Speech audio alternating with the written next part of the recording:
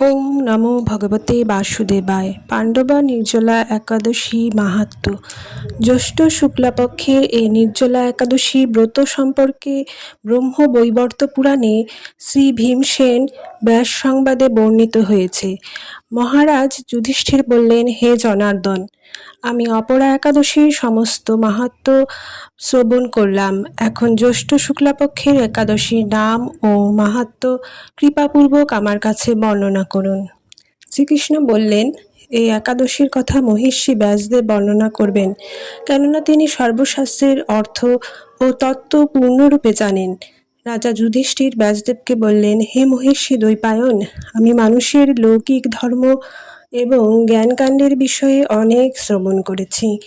আপনি যথাযথভাবে ভক্তি বিষয়িনী কিছু ধর্মকথা এখন আমায় বর্ণনা করুন। শ্রী ব্যাসদেব বললেন, হে মহারাজ, তুমি যেসব ধর্মকথা শুনেছ, এই কলিযুগের মানুষের পক্ষে সে সমস্ত পালন করা অত্যন্ত কঠিন, যা সুখে সামান্য খরচে অল্প কষ্টে সম্পাদন করা যায়, অথচ মহাফল প্রদান করে এবং সমস্ত শাস্ত্রের সারস্বরূপ সেই ধর্মই কলিযুগে মানুষের পক্ষে করা শ্রেয়। সেই ধর্মকথাই এখন আপনার কাছে বলছি। উভয় পক্ষের একাদশীর দিনে ভোজন না করে উপবাস ব্রত করবে। দ্বাদশীর দিনে স্নান করে শুচিশুদ্ধ হয়ে নিত্যকৃত সমাপনের পর শ্রীকৃষ্ণের অর্চন করবে। এরপর ব্রাহ্মণদেরকে প্রসাদ ভোজন করাবে।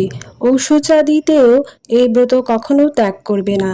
যে সকল ব্যক্তি স্বর্গে যেতে চায় তাদের সারা জীবন এই ব্রত পালন করা উচিত। পাপকর্মে রত ও ধর্মহীন ব্যক্তিরাও যদি এই একাদশীর দিনে ভোজন না করে, তবে তারা যম যাতনা থেকে রক্ষা পায়।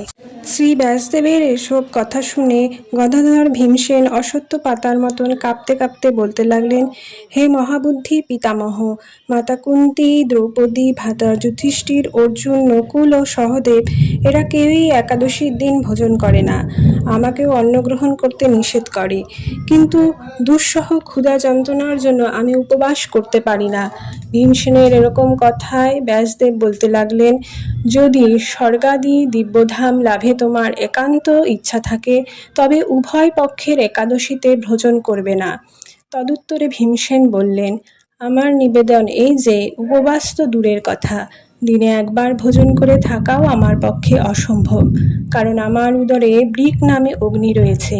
ভোজন না করলে কিছুতেই সে শান্ত হয় না, তাই প্রতিটি একাদশী পালনে আমি একেবারেই অপারগ। হে মহর্ষি, বছরে একটি মাত্র একাদশী পালন করে যাতে আমি দিব্যধাম লাভ করতে পারি, এরকম কোনো একাদশীর কথা আমাকে নিশ্চয় বলুন। তখন ব্যাসদেব বললেন, জ্যৈষ্ঠ মাসের শুক্লপক্ষের একাদশী তিথিতে জলপান পর্যন্ত না করে সম্পূর্ণ উপবাস থাকবে, তবে আচমনে দোষ হবে না। ওই দিন অন্নাদি গ্রহণ করলে ব্রত ভঙ্গ হয়।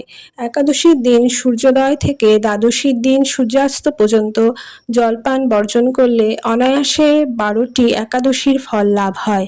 বছরের অন্যান্য একাদশী পালনে অজান্তে যদি কখনো ব্রতভঙ্গ হয়ে যায়, তাহলে এই একটি মাত্র একাদশী পালনে সে সব দোষ দূর হয়।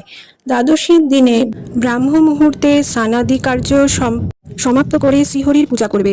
সদাচারী ব্রাহ্মণদের বস্ত্রাদি দানসহ ভোজন করিয়ে আত্মীয় স্বজন সঙ্গে নিয়ে ভোজন করবে।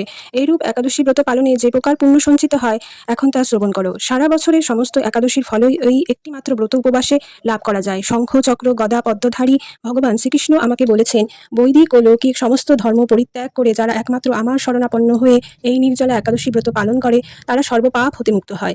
বিশেষত কলিযুগে ধন সম্পদ দানের মাধ্যমে, সদ্গতি বা স্মার্ত সংস্কারের মাধ্যমেও যথার্থ কল্যাণ লাভ হয় না।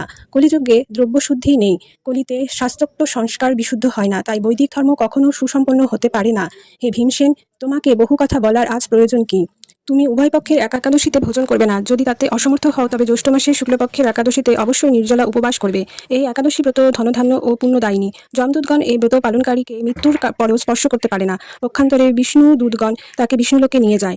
শ্রী ভীমসেন ওই দিন থেকে নির্জলা একাদশী পালন করতে থাকায় ওই একাদশী পাণ্ডবা নির্জলা বা ভীমসেনী একাদশী নামে প্রসিদ্ধ।